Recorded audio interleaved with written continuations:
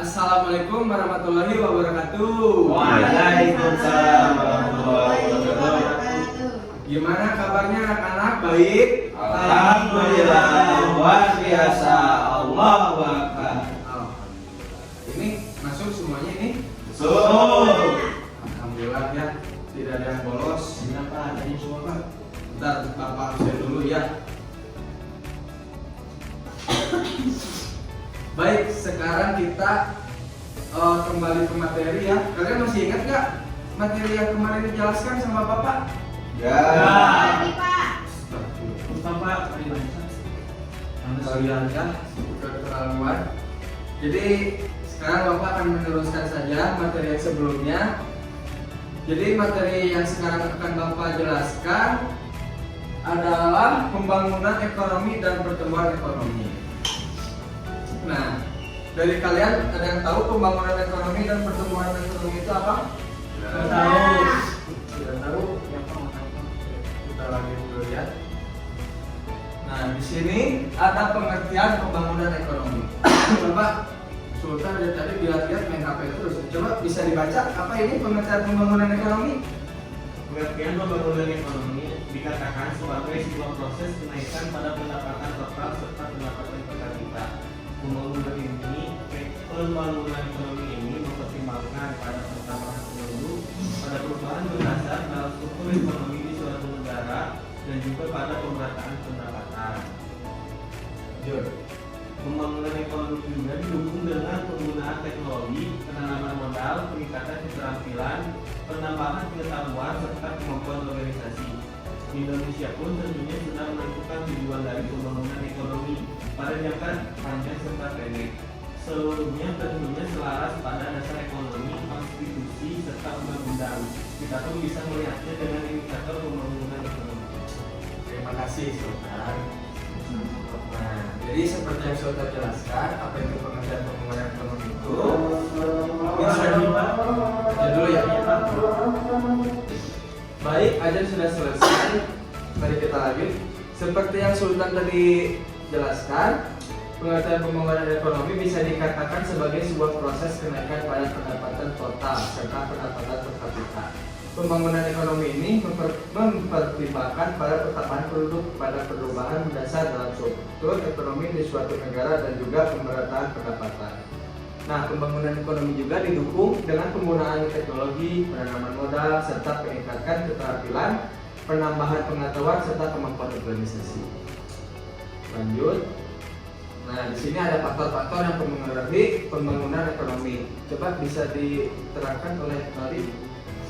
Jadi untuk faktor-faktor yang mempengaruhi pembangunan ekonomi, yang pertama ada sumber daya alam, yang keduanya sumber daya manusia, yang ketiganya sumber daya modal, dan yang keempatnya itu keahlian atau kewirausahaannya, Pak. Nah, betul, Alif. Jadi faktor-faktor yang mempengaruhi pembangunan ekonomi ini diantaranya yang tadi disebutkan oleh Aldi. Yang pertama ini ada sumber daya alam, yang kedua ada sumber daya manusia, yang ketiga ada sumber daya modal, dan yang keempat ada keahlian dan kewirausahaan. Gimana ngerti untuk faktor ini? Ngerti. Bisa dilanjut ya. Nah, selanjutnya ini ada indikator keberhasilan pembangunan ekonomi. Di sini biar kebagi rantai, coba Pak Ujang jelaskan apa ini indikator keberhasilan pembangunan ekonomi. Bisa Jadi dibaca. indikator keberhasilan pembangunan ekonomi itu yang menentukan keberhasilan pembangunan ekonomi adalah meningkatnya PDB, menyebabkan perubahan atau naik turunnya persentase dalam PDB dari satu periode ke periode lainnya. Kemudian ada pula pertumbuhan PDB per kapita. Jadi ini untuk mengukur pertumbuhan ekonomi per individu di negara tersebut. Di sini ada yang tahu apa itu PDB? Aku tahu Pak, Apa sebenarnya dia? PDB itu adalah produk domestik bruto. Nah. Produk domestik bruto itu dalam bahasa Inggrisnya disebut juga gross domestic product. Oke, bagus nanti ada tahunya itu apa PDB. Di sini Bapak sangat kita harusnya bruto malah jadi Bruno ini. Bapak ingat Bruno Mars sih? Iya, Bapak lagi pengen nonton Bruno Mars. Oke. Lanjut ya. Jadi indikator keberhasilan pembangunan ekonomi ini yang menentukan keberhasilan pembangunan ekonomi adalah dengan meningkatnya PDB yang Nadia sebutkan tadi. PDB itu adalah produk domestik bruto. Jadi produk domestik bruto ini adalah nilai pasar semua barang dan jasa yang diproduksi oleh suatu negara pada periode tertentu. Jadi kalau produk domestik bruto ini merupakan salah satu metode yang paling sering digunakan untuk menghitung pendapatan nasional. Ada yang ditanyakan? Tidak. Cukup ya, jelas. Selanjutnya ini ada masalah-masalah pembangunan ekonomi di negara berkembang. Yang pertama ini ada rendahnya produktivitas, dan yang kedua ada pasar dan informasi yang tidak sempurna. Yang ketiga ada tingginya tingkat pengangguran. Keempat, tingginya pertambahan penduduk. Dan yang kelima, ketergantungan yang besar dan rentannya hubungan internasional. Ini adalah masalah-masalah pembangunan ekonomi di negara berkembang. Ada yang ditanyakan untuk masalah-masalahnya di sini? Ada nggak? Cukup? Coba Pak Ujen, ada yang ditanyakan? Ini mungkin Pak, Apa? tingginya tingkat pengangguran bagaimana Pak? Nah itu kan untuk masalah-masalah pembangunan ekonomi di negara berkembang itu sangat bermasalah untuk tingkatnya pengangguran ini, menghambat banget untuk pembangunan ekonomi di negara berkembang. Ada lagi menurut kamu? Aku Pak, Yang apa itu? itu yang paling kelima itu kan ketergantungan yang besar dan rentannya hubungan internasional. Nah maksudnya teh kayak gimana gitu?